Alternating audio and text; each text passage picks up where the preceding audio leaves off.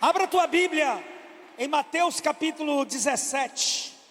Eu sou obrigado a ler todo esse texto, porque tudo aquilo que vou falar está exatamente nesse texto. Mateus capítulo 17, do verso 1 até o 9. Mateus 17, do 1 até o 9. A Bíblia diz: 6 dias depois, tomou Jesus consigo a Pedro e aos irmãos Tiago e João, e os levou em particular a um alto monte, e foi transfigurado diante deles. O seu rosto resplandecia como o sol, e as suas vestes tornaram-se brancas como a luz.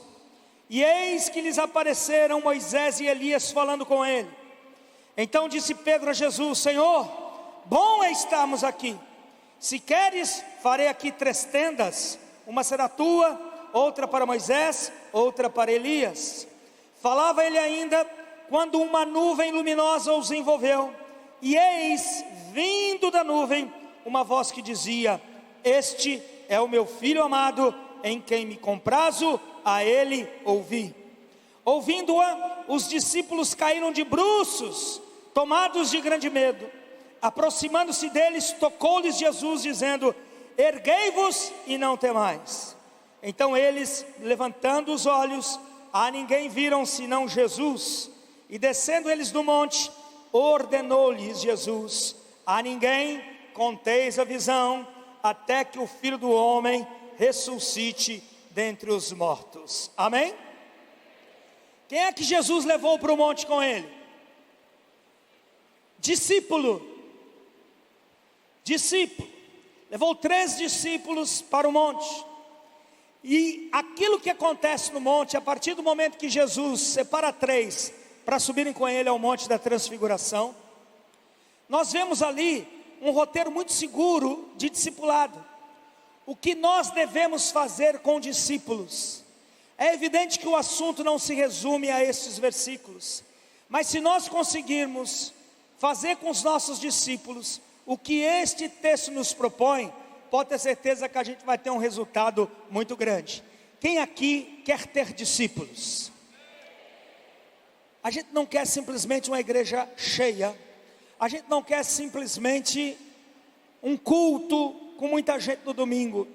A gente quer discípulos que, mesmo quando estão distantes de nós, certamente estarão fazendo aquilo que a Bíblia diz. Discipular é um grande desafio, fazer discípulos é um grande desafio. A gente resume o assunto assim: ganhou uma pessoa, batizou essa pessoa, a gente fala assim: esse aqui é o meu discípulo. Mas entre aquilo que a Bíblia fala, o que é ser um discípulo, e aquilo que nós falamos, o que é ser um discípulo, há uma distância muito grande. Comumente a gente fala: eu tenho um discípulo lá na minha igreja, mas a gente fala isso não por mal, mas na prática a gente sabe que não é assim. E volta e meia eu pergunto: escuta, como é que vai aquele teu discípulo lá da igreja? Aquele discípulo, o fulano de tal, que... pois é, foi para uma outra igreja. Às vezes a gente ouve: camarada se perdeu, voltou para o mundo.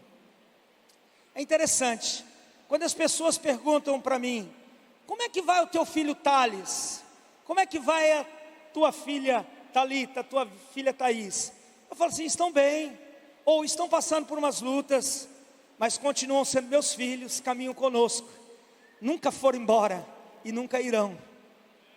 Mesmo depois de casados, permaneceram conosco. Há uma diferença muito grande dentro daquilo que a gente fala que é discipulado e o de fato aquilo que é discipulado. Então nós vamos ver nesse texto aspectos fundamentais do discipulado na relação de Jesus com os seus discípulos. Em primeiro lugar, anota aí, o verso 1 diz assim: 6 dias depois, tomou Jesus consigo a Pedro e aos irmãos Tiago e João, e os levou em particular a um alto monte. A Bíblia diz 6 dias depois. Aí a pergunta que a gente tem que fazer, qual é? Depois do quê? 6 dias depois do quê? Exatamente quando Jesus coloca, estabelece de uma forma muito enfática, dura, o que era de fato segui-lo. A gente conhece muito, quando Jesus diz assim: vinde a mim todos vós que estáis cansados e oprimidos, e eu vos aliviarei. O vinde a mim é uma delícia. Você está cansado e oprimido, você vai até Jesus.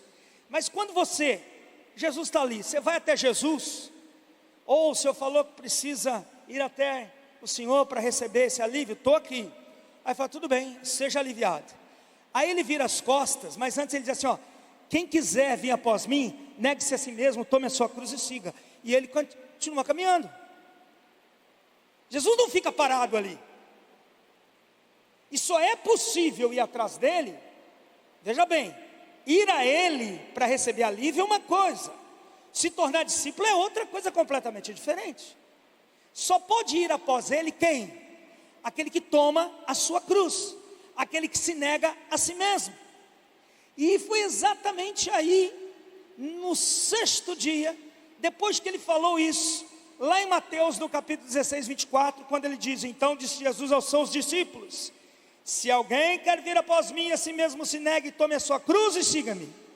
Depois que ele falou isso, 6 dias depois, o que ele faz? Ele pega 3 discípulos e sobe um monte. 6 dias. Depois de 6 dias de dureza, depois de 6 dias de trabalho, depois de 6 dias de renúncia, todo discípulo tem o direito de entrar num Shabat. Todo discípulo. Ontem, quando o apóstolo René falava disso aqui à noite, eu me arrepiava, eu falei assim, puxa, realmente o meu apóstolo está no espírito, porque está falando as coisas que eu... Não, brincadeira, por favor, para com isso. A gente exige do discípulo, a gente coloca as dificuldades de um discipulado, de um trabalho em equipe, mas depois de 6 dias, eles precisam de um refrigério. Depois de 6 dias, eles precisam de um impacto profundo na alma e no espírito deles. Ou seja, discipulado estabelece direitos e deveres, ou deveres e direitos, ou direitos ou deveres. E muitas vezes a nossa relação de discipulado, ela é uma relação somente de deveres. Se nós tratarmos os nossos discípulos somente em cima daquilo que eles devem fazer, chega um momento que eles não aguentam. Quem traz o discípulo para o Shabat é o discipulador. E ontem o nosso discipulador nos introduziu num Shabat, num tempo sobrenatural. Foi ou não foi? Deus trouxe a revelação. Isso, traz toalha, traz tudo, traz uma de banho, porque eu vou me ensopar aqui. Depois, quando Deus falou com o apóstolo Carlos, o que Deus estava colocando no coração de como deveria ser o início, conversei com o apóstolo Célio e falou assim, a impressão que dava que era o término do congresso. Nós começamos o congresso lá em cima. Por quê? Porque o nosso discipulador nos introduziu num Shabat. Querido, anota isso. Os teus discípulos, eles têm deveres e precisam saber quais são os teus deveres. Mas os teus discípulos também têm direitos e você tem que respeitar isso. É você, pastor, é você, apóstolo, é você, líder de grupo de 12, é você, líder de grupo de célula, é você quem coloca o teu discípulo no descanso. Ele tem que ser impactado pelo sobrenatural. E em nome de Jesus estamos em novos começos. E você será um instrumento de Deus para o alívio, para o Shabat, para a reconstrução emocional e espiritual dos teus discípulos. E aí o discipulado não morre. Quando isso acontece, o discipulado não morre. Então nós temos que introduzir nossos discípulos no Shabat. Em segundo lugar, o próprio versículo 1 diz: 6 dias depois, tomou Jesus e os levou em particular a um alto monte. Segundo lugar, querido, o discipulador, veja que tudo é o discipulador, não é o discípulo. O discipulador deve reservar momentos espirituais, especiais, entre ele e o seu discípulo. Jesus os leva a um lugar particular. Gente comum não ia entrar ali. E às vezes a gente quer discipular, mas os nossos discípulos se sentem comuns na relação conosco.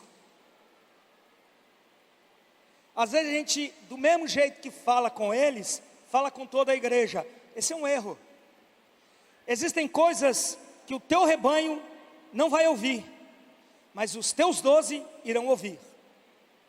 Quando você não cria degraus, quando você bota tudo no mesmo nível, seus discípulos nunca vão se sentir especiais. Por quê? Ele disse que eu sou 12 dele, mas não existem particulares. Tudo que ele fala do púlpito, ele fala para a igreja. E ele ainda diz assim, não, porque aqui não tem acepção de pessoas. Claro que não. Mas Jesus tinha uma equipe de 12 e ele leva somente 3 para o monte. Não levou os 12, levou somente 3. O desnível, ele é saudável. O desnível desperta naquele que está no degrau de baixo o desejo de crescer. Isso é estratégico dentro do discipulado. Nós temos que proporcionar momentos especiais com os nossos discípulos. Dentro do convívio, dentro do tempo em que estamos juntos, uma equipe deve ter momentos com o discipulador que os comuns não têm. Meus discípulos me ouvem falar coisas que eu nunca preguei em púlpito e nunca vou pregar. Eles recebem pérolas, porque não são porcos, recebem pérolas, mas só eles que recebem pérolas. Os ministros diretamente, eles sabem que valem a pena pagar o preço de ser meu discípulo, porque eles têm um tratamento especial, eles têm momentos especiais comigo. E aí a gente tem que perguntar, temos conduzido de fato os nossos discípulos? Aonde que nós temos levado os nossos discípulos? Às vezes a gente vai subir monte, a gente leva a igreja inteira. O teu discípulo vai junto, o teu 12 vai junto. Mas é diferente quando você pega a tua equipe e fala assim, nós vamos subir o monte, mas só nós 12. E aí já tem uns irmãos, eu não posso ir junto. Não, isso aqui é para minha equipe. E quantas pessoas enxergam que há esse desnível, isso gera desafio. Fala assim, puxa, aqui vale a pena insistir e crescer. Porque quanto mais a gente se dedica, mais espaço se abre para nós. Quando a gente não desnivela, quando fica tudo igual, você rouba a motivação das pessoas. Então, reserve momentos especiais. Não um momento de cobrança. Não é um momento em que você vai compartilhar com eles algum projeto. Não. Momentos de convívio que a gente vai aprofundar daqui a pouco, que faz com que ele se sinta especial. É necessário. É necessário. A primeira vez que o apóstolo René, de púlpito, falou o meu nome, eu falei, Jesus, ele me conhece. Porque lá em Manaus, tem um discípulo lá de Manaus que chama-se Laerton. Não sei se alguém conhece. Laerton, conhece? Laerton. Então o apóstolo errava o meu nome direto. Ô Laerton. E eu achava, ele estava chamando Laerton porque eu sou grande, gordão e tal. Ô Laertão, né? A primeira vez que ele, num congresso, ele olhou e falou assim, Laerte, porque a minha esposa ele conhece há muito mais tempo. Minha esposa é amiga dele há um tempão. Eu, na verdade, para ele, eu era o esposo da Simone. Aqui no Rio Grande do Sul, eu acho que, quantos ele segue no Instagram? Não, você segue o apóstolo. Eu estou falando, ele seguir você. O que me consta aqui no Rio Grande do Sul, ele tem só 2 pessoas que ele segue. Que ele segue, não que você segue. E uma delas é a minha esposa. Aí ele me encontrava e falava assim, você não sabe como essa mulher é intercessora. Porque todas as minhas guerras, todas as minhas lutas, ela ia lá direto e falava com ele. Não, estou em intercessão. Passamos por uma luta, uma guerra, 3 anos, e ele estava ia falar Sibéria, não é na Sibéria. Ele estava lá na Coreia, no monte, conversando com ela, falou assim: estou aqui, clamando por vocês. Queridos, quando o discipulado caminha para esse lado, isso fortalece a alma e o espírito. E às vezes a gente trata os nossos discípulos com casca e tudo, e aí a gente vai matando o relacionamento.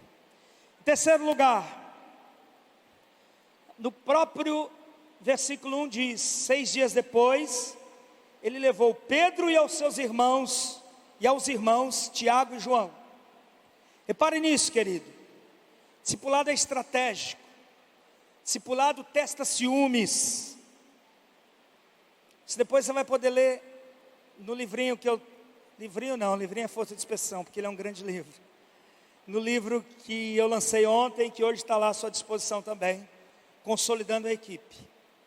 Você imagine, são 12 homens, e Jesus chega e diz assim: eu vou subir ao monte. Aí todo mundo: oh, que legal. Eu falei: sim, mas só 3 subirão comigo, 9 vão ficar aqui embaixo.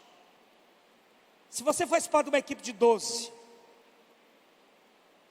e o teu discipulador escolhe 3 para um momento especial, se o teu coração não estiver aprovado, você imagina, por exemplo, André.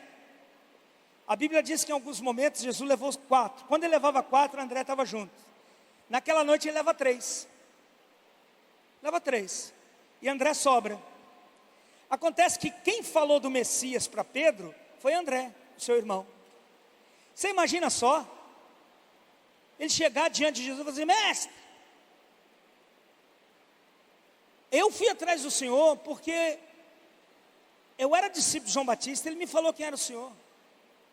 Eu fui, lembra, passei uma tarde inteira contigo lá? Pois então, mestre, como é que eu vou ficar de fora? E o senhor está levando Pedro? O senhor não sabe quem era Pedro. Pedro não era discípulo de João. E agora, o senhor vai levar o meu filho na fé, e o senhor não vai me levar? Nós, quando não temos coração tratado, qualquer tipo de ação estratégica de uma equipe vai trazer prejuízos para o nosso coração. Você imagina que geralmente sempre tem aquela turma que gosta de ser solidária. Aí vão lá uns 2, 3 e falam assim: ô André, puxa, que barbaridade o mestre fez contigo, né? Não te levou nessa missão. Mas esquenta a cabeça não, André. A gente está contigo, André. A gente está contigo. Geralmente tem essa turminha que bate nas nossas costas e reforça. É ou não é verdade? Reforça a dor dentro de nós. Quando nós não entendemos que discipulado é estratégico, você vai ter muitas dificuldades de caminhar dentro de uma equipe de 12.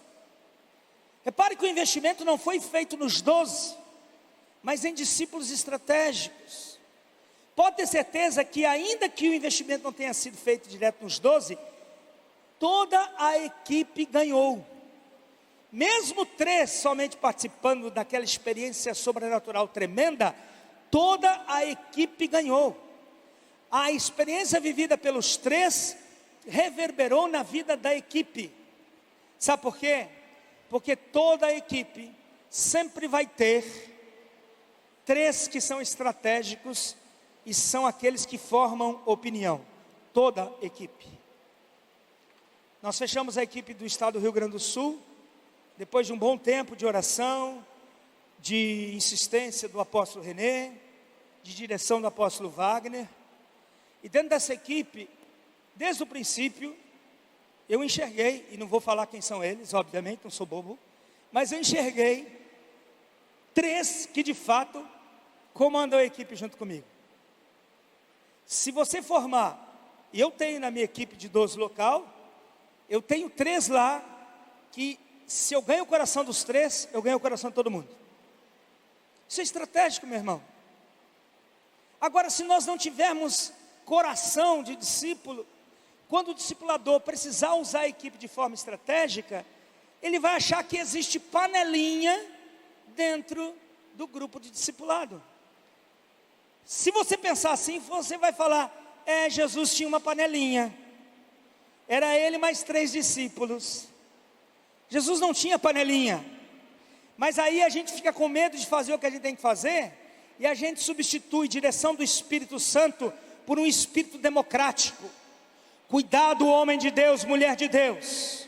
Tem muitos que naufragam no discipulado, em fazer discípulos, porque trocam o Espírito de Deus pelo Espírito da democracia. Trate todos com amor, mas eles não são iguais. Vão te dar respostas diferentes. Todo pastor que tentou colocar isso, naufragou e abandonou a visão. Porque ele vem com o espírito do mundo, ele vem com o espírito democrático. Repare que Jesus não foi nada democrático. Se eu tenho 12, então tem que levar os 12 lá para cima. Não, vou levar 3. E ninguém tem o direito de duvidar, de suspeitar do meu amor. Porque lá em João 13 a Bíblia diz: e tendo Jesus amado os seus discípulos, amou-os até o fim. Ou seja, até Judas, quem o traiu, ele amou. Não se trata de amor, se trata de estratégia de trabalho. E isso tem que estar claro no nosso coração. Então, meu apóstolo, meu pastor, meu líder, não troque uma direção do Espírito Santo por uma média que você quer fazer com o teu povo. Tem muita gente fazendo média e achando que fazendo média vai criar um discipulado forte, sustentável, poderoso. Em quarto lugar,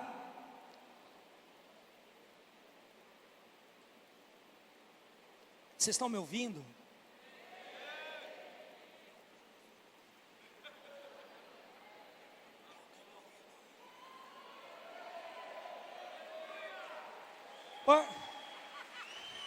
Sobrenatural, porque eu não falei nada e teve gente que ouviu. Foi no Espírito que você recebeu. Porque eu vou falar uma coisa para você. Não é por nada não, mas que desconfortável pregar aqui de cima, viu, gente? É ou não é, Alfredo? A impressão que vocês estão tão longe, mas vocês estão captando? Amém. Quarto lugar, a Bíblia diz no verso 2: e foi transfigurado diante deles. O discipulado tem que levar os nossos discípulos a verem em nós aquilo que os comuns não veem. Tem pastor que adora se transfigurar em cima de púlpito. Em cima de púlpito não é lugar de transfiguração, querido. Transfiguração é com os teus íntimos, com aqueles que caminham contigo. E tem. Eu me lembro sempre do pastor C. Luiz, meu discípulo, meu 12. E ele falou assim, há muitos anos, há uns 30 anos, ele participava de uma igreja. Ele disse assim, um dia o cara pegou o microfone e falou assim: porque, irmãos, quando eu pego o microfone, eu me transformo. Aí ele ficou assustado com aquilo, né? Quando ele pega o microfone, ele se transforma. Ou seja, o bicho é um capeta lá fora. Aí pegou o microfone, um santo, um comunicador da palavra. A gente se transfigura, e meus discípulos já me viram transfigurados algumas vezes, mas só eles. Isso faz parte da nossa intimidade. Na verdade, quem quer se transfigurar em cima de púlpito é porque não quer pregar, não quer alimentar, ele quer impressionar. E hoje em dia, você pode ter certeza que 90% das mensagens que ouvimos nessa nação não são mensagens cujo objetivo é edificar, mas impressionar pessoas. E a gente gosta de ficar impressionado. Tem coisas que são impressionantes. Só que aquilo que é impressionante não vai trazer nenhuma edificação para o teu coração. Mas quando nós estamos num discipulado, quando nós estamos numa equipe de 12, ali, meu irmão, ali a coisa é outra. Ali a revelação é outra. Os 3 entraram na intimidade de Jesus. O que aconteceu no monte foi a primeira vez que homens viram, mas seguramente não foi a primeira vez que aconteceu. Aquilo fazia parte das subidas de Jesus em estar na presença do Pai. E Jesus mostrou para eles o que era um modelo sobrenatural de um relacionamento com o Pai, do relacionamento com Deus. Jesus quis mostrar o caminho da espiritualidade para os seus discípulos. Somos nós que mostramos o caminho da espiritualidade. Eu conversava não sei com quem, graças a Deus meus filhos oram, e gostam de orar, e buscam a Deus. Mas muitas vezes, quando pequeninos, entravam no meu quarto, e sem eu saber que eles entraram no quarto, eles entravam para falar alguma coisa, e me viam de joelhos dobrados orando. A gente é que mostra o caminho da espiritualidade para o discípulo. Discipulado também é mostrar o sobrenatural para aqueles que nos seguem, e o efeito do sobrenatural em nós. Em público eu não faço isso. Aliás, imagine só, se Jesus diante de uma multidão de 5.000 pessoas, só homens, ao invés de multiplicar pães e peixes, ele se transfigura.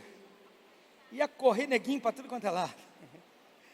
E aí aparece Moisés, aparece Elisa, o povo quando estava diante do Sinai, o monte fumegou, tremeu, os caras, Moisés, fala com ele que ele não quer falar.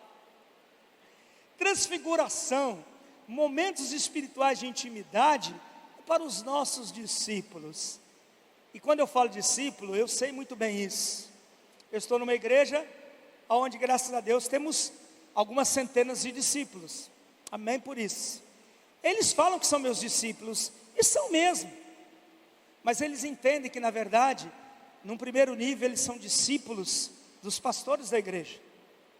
Porque discipulado, ele presume essa intimidade. Amém, amado? Em quinto lugar, a nossa caminhada é longa hoje. E daqui a pouco eu sei que já vai chegar um aqui, vai começar a tocar, me dá dica para eu parar. Eu sei como é que funciona esse negócio. Vamos lá. Em quinto lugar, verso 2, a Bíblia diz: e foi transfigurado diante deles, o seu rosto resplandecia como o sol, e as suas vestes tornaram-se brancas como a luz. Quinto lugar, o discipulado deve levar o discípulo a ver o sobrenatural interferir no natural. Discipulado de caderninho, de apostila, de livrinho. Olha, apostila, livrinho, essas coisas ajuda, te dá inteligência para poder agir. Mas um discipulado que ele é, na verdade, abrir um livrinho como um roteiro. Por que células morrem? Morrem porque o líder, ele não entende isso, vai lá, decora um estudo, mecanicamente ele ministra esse estudo, ora para todo mundo e manda embora. Se não tiver vida espiritual, se não tiver manifestação da glória de Deus, não vai perdurar. Igrejas com pastores, geralmente aqueles que têm um perfil do estudioso, essas igrejas, mesmo ele sendo santo, mesmo melhorando, essas igrejas acabam diminuindo e muitas até fecham a porta, morrem. Por quê? Porque a gente tem que ver o sobrenatural na relação com o discípulo. Você bota a mão na cabeça dele, você o liberta, ele é curado, ele consegue aquilo que ele está lutando há muito tempo. Ele tem que ter um histórico de sobrenatural. E a Bíblia diz que as vestes ficaram brancas. O sobrenatural, querido, presta atenção no que eu vou lhe dizer, ele é fundamental para a consolidação do discipulado.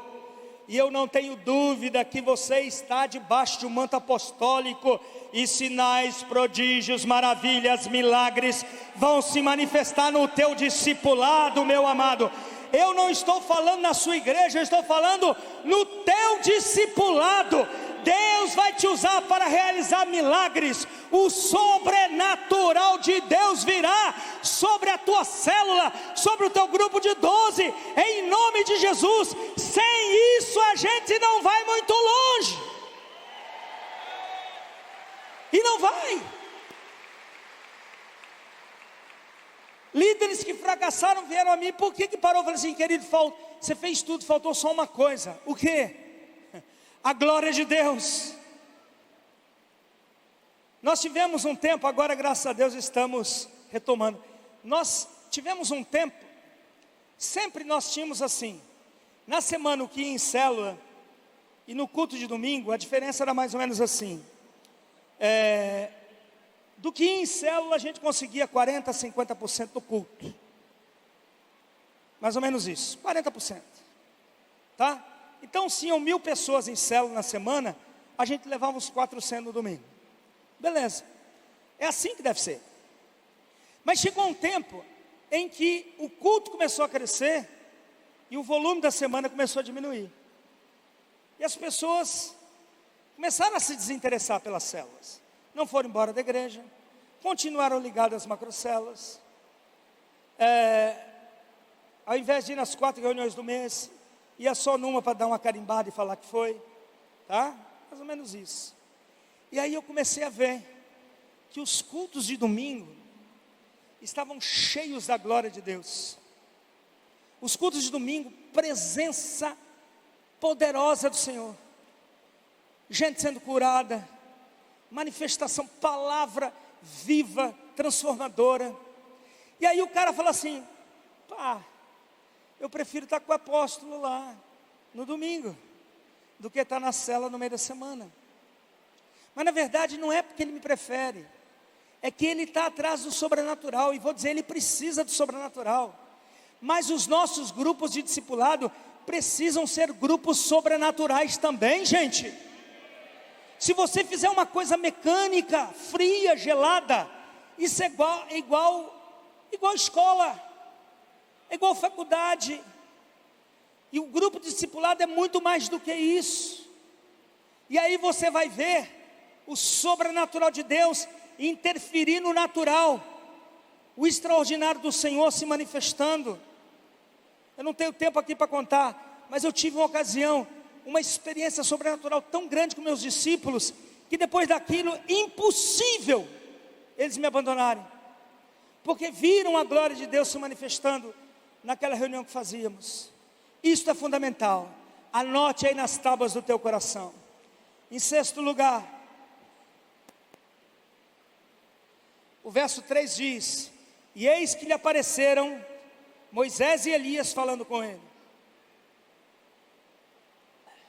Em sexto lugar, o discipulado tem que revelar as bases da nossa espiritualidade. Quem é que falava com Jesus? Quem? Moisés e Elias.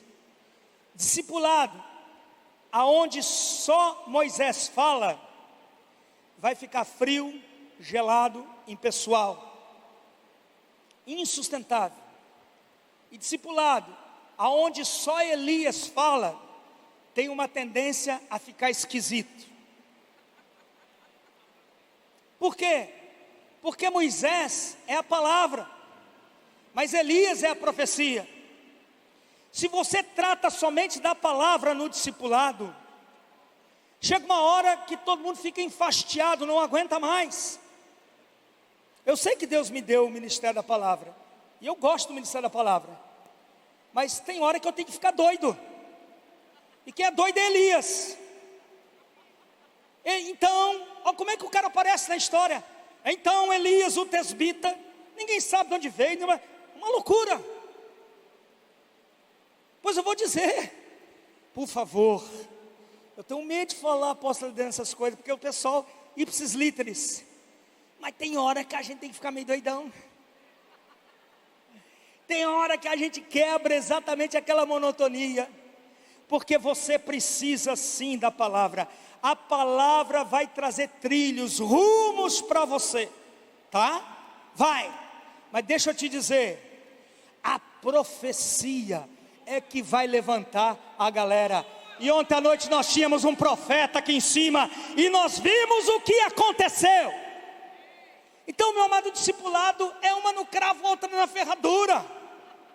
A palavra, para que a gente não se perca, mas a gente precisa do profético. E em nome de Jesus, todos os discipulados aqui terão a palavra, porque é um guia seguro. Mas você também está debaixo do profético, e Deus vai usar a tua boca para pegar a palavra, para profetizar, e ela vai se tornar viva e eficaz no coração dos seus discípulos. E por isso isso eles serão transformados. Se alguém recebe, por favor, manifesta-te aonde você se encontra.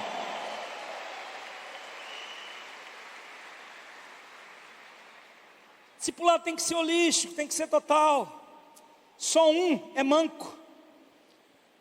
Eu já vi muito discipulado aonde era o profeta que contava. Você pega, por exemplo, o apóstolo Carlos. O apóstolo Carlos é profeta. E a gente precisa da loucura dos profetas, loucura entre aspas, dos profetas. Precisamos.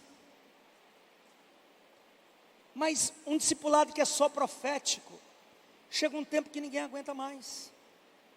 E aí ele fica com outras fomes, e aí ele vai para a internet. Oh, bendita internet. Hoje poucas coisas se salvam na internet. Por exemplo, facebook.com/Laerte Cardoso, muito bom. Instagram, Laerte Cardoso Oficial, muito bom. O melhor de todos, você quer ver todo o meu material? É no YouTube, lá são quase 200 vídeos.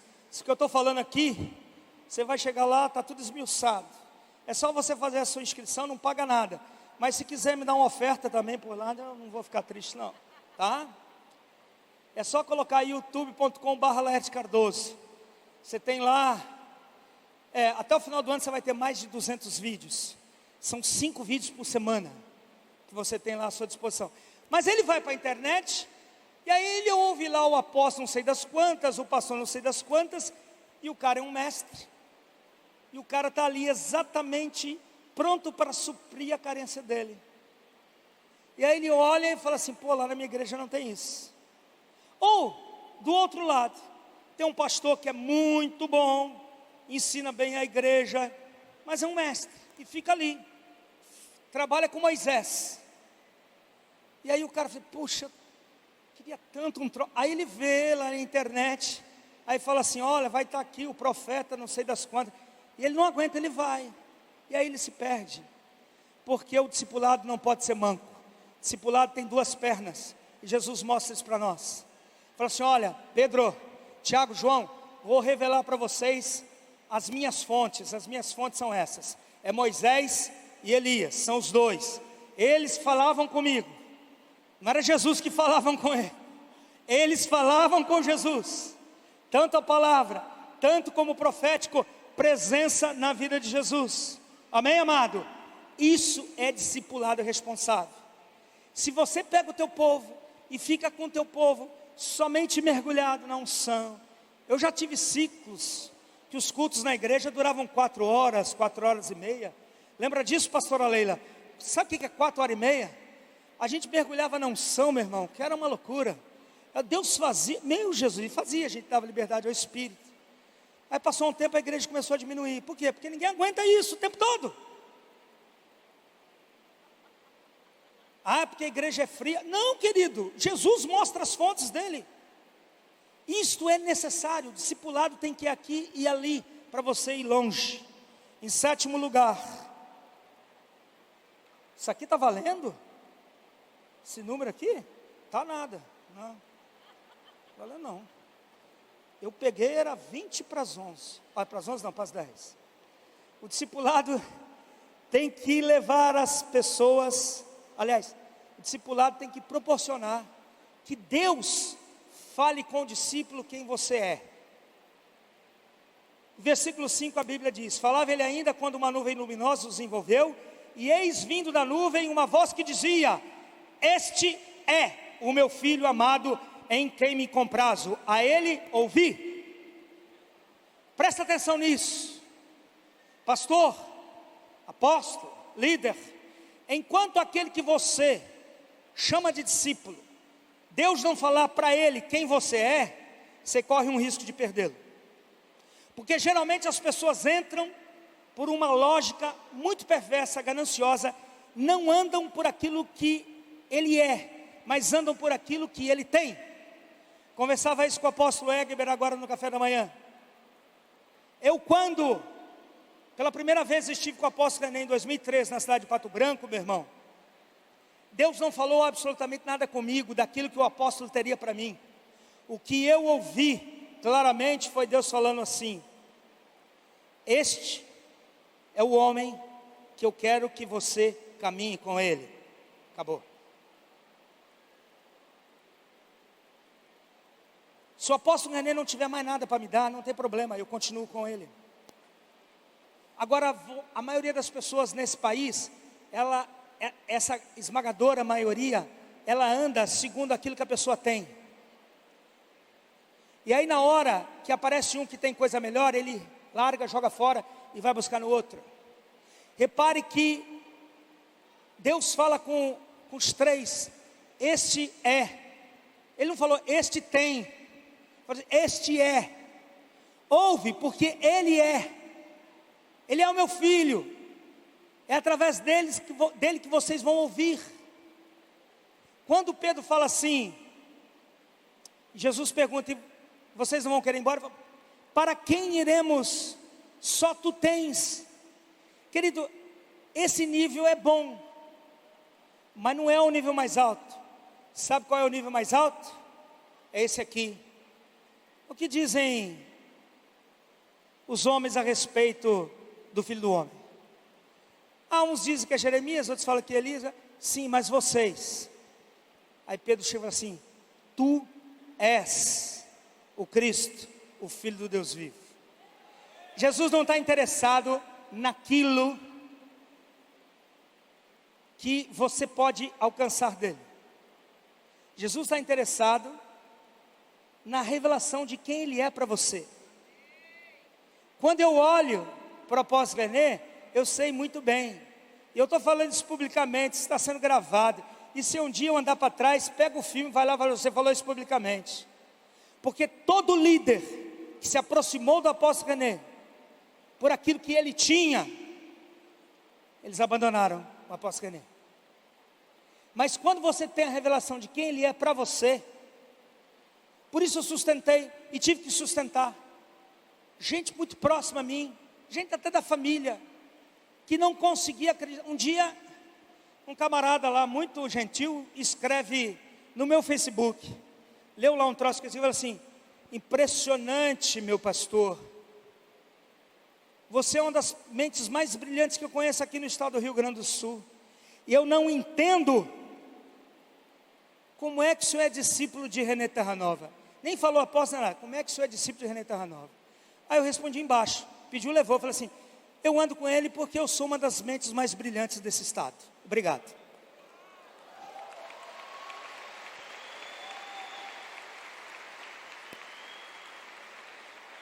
O cara quis afagar o meu ego, olha que filho do diabo,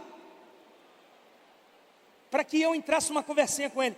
Mas acontece que Deus me falou quem ele é para mim. E quando Deus falar para você quem é o teu apóstolo, eu acho que você vai respeitá-lo muito mais. Quando Deus falar quem é o teu pastor, você vai respeitá-lo muito mais.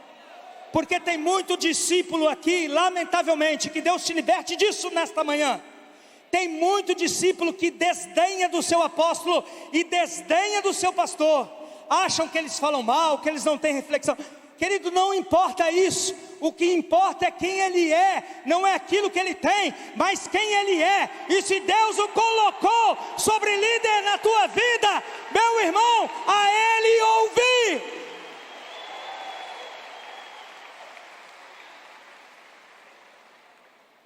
Agora eu senti que isso é virtude. Glória a Deus. Em oitavo lugar,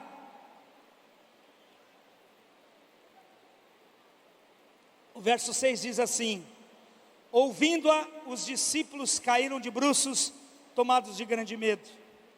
Em quinto lugar, discipulado tem que gerar impacto e respeito.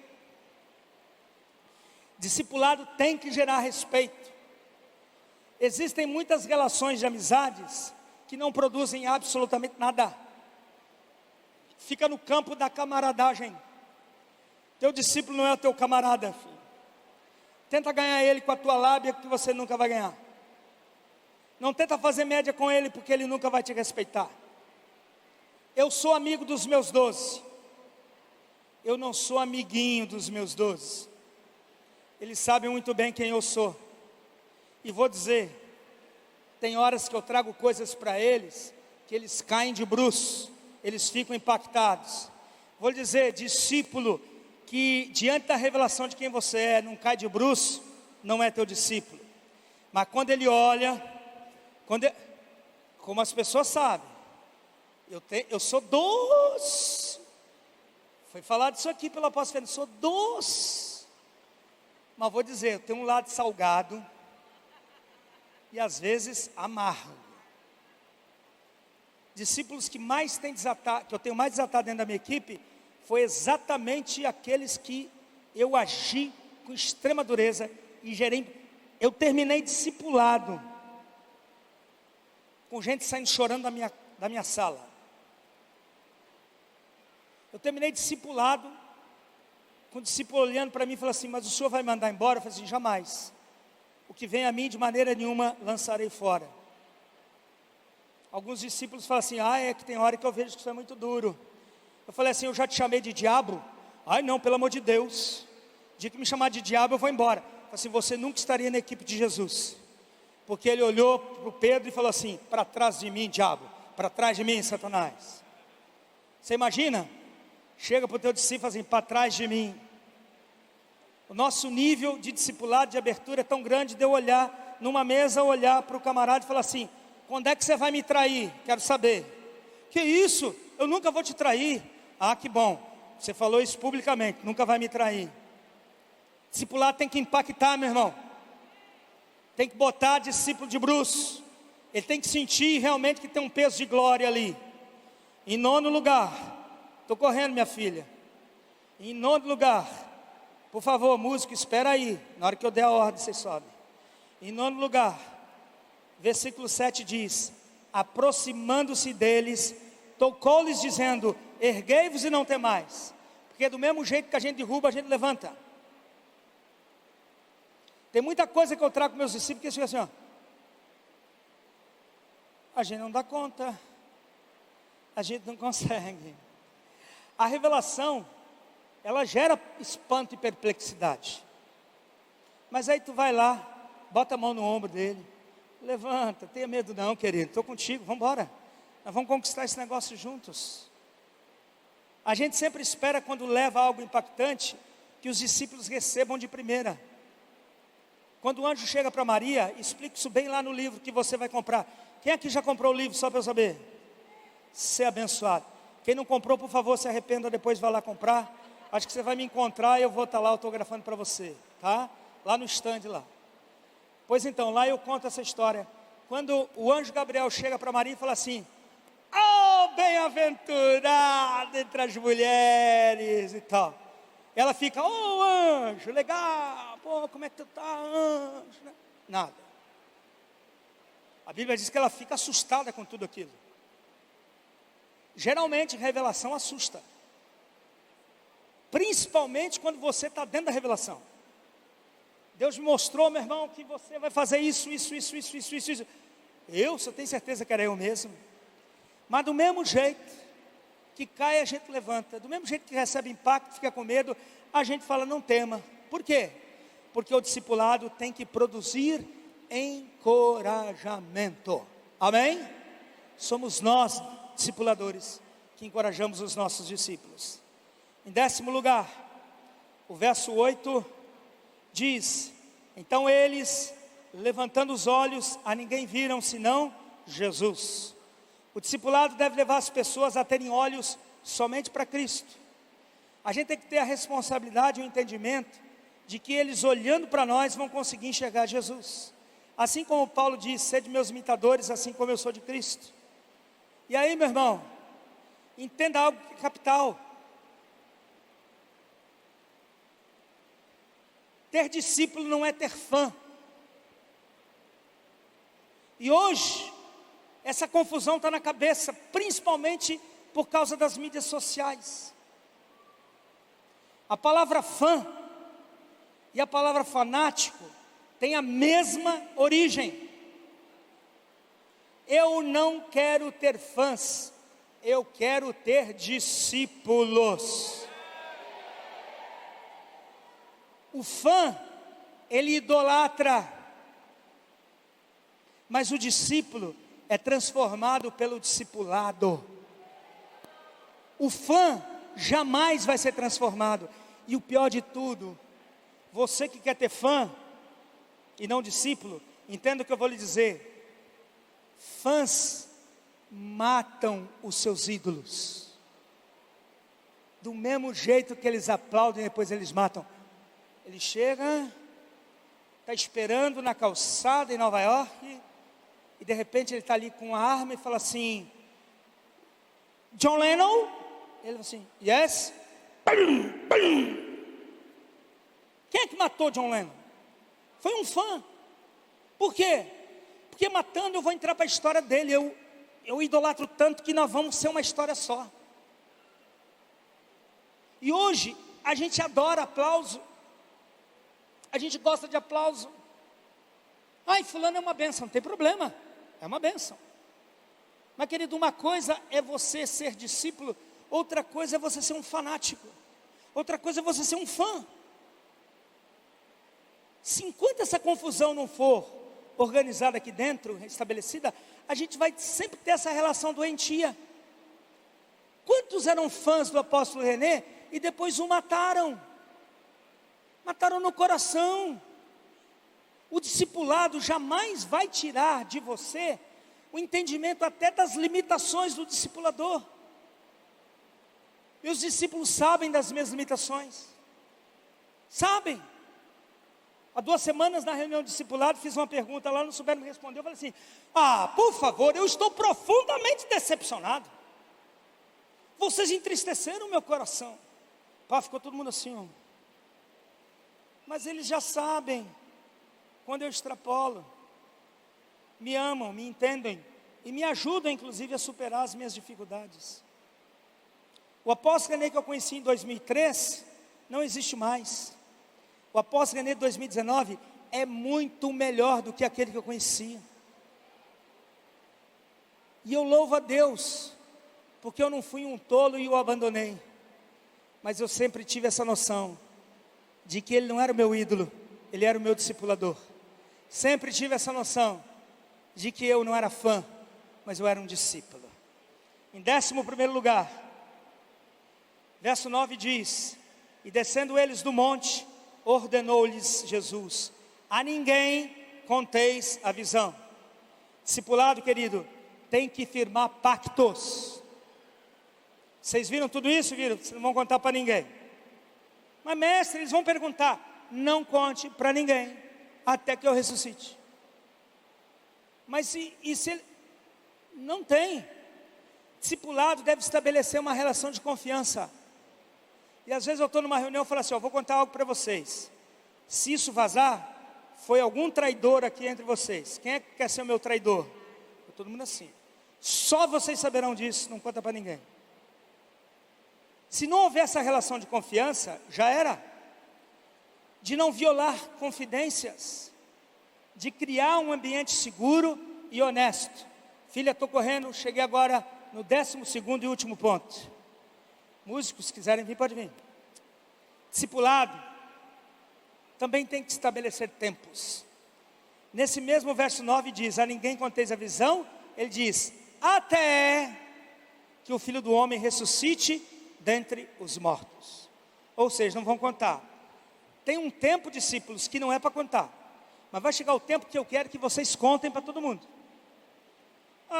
Mas eu não entendo esse meu mestre. Ele disse que não é para contar, depois a gente tem que contar. Mas e aí, conta ou não conta? Se a gente tem uma mente de fariseu, a gente fala: não estou entendendo mais nada. Meu irmão, discipulado é dinâmico. O dinamismo do discipulado é saudável. As coisas durante um tempo funcionam assim. Mas por que mudou? Mudou porque cumpriu com o tempo. Agora é um outro tempo, é uma outra forma. Mas assim a gente fica inseguro. Não, querido. Se você confiar na sua liderança, ninguém vai ficar inseguro. Isso mostra a necessidade do dinamismo. Nós temos que ter maturidade para permitir as mudanças. Fazer um congresso em Teutônia é mudança de paradigma, é mudança de cabeça. E olha a bênção que está sendo. Mas se a gente insiste: não, sempre foi assim, porque tem que mudar. Meu irmão, o discipulado muda, as coisas mudam, tudo muda, até a bermuda, tudo. Foi mal, né, amor? Até porque 90% boiou. Entenda o que eu estou lhe dizendo, as coisas são mutáveis. Existe uma diferença entre rotina e monotonia. A rotina, ela é boa, ela é imprescindível. Nós precisamos dela rotineiramente. Toda segunda-feira nós estamos reunidos no discipulado. Mas uma coisa é a rotina, outra coisa é a monotonia. O que mata não é a rotina, o que mata é a monotonia. Casamentos morrem não pela rotina, morrem por causa da monotonia. E se nós dermos dinamismo ao discipulado, o discipulado vai ter êxito e vai alcançar o sucesso. Quantos discipuladores eu tenho aqui nessa manhã? Levanta a mão, dê um brado de vitória ao Senhor, coloque-se em pé na presença do nosso Deus.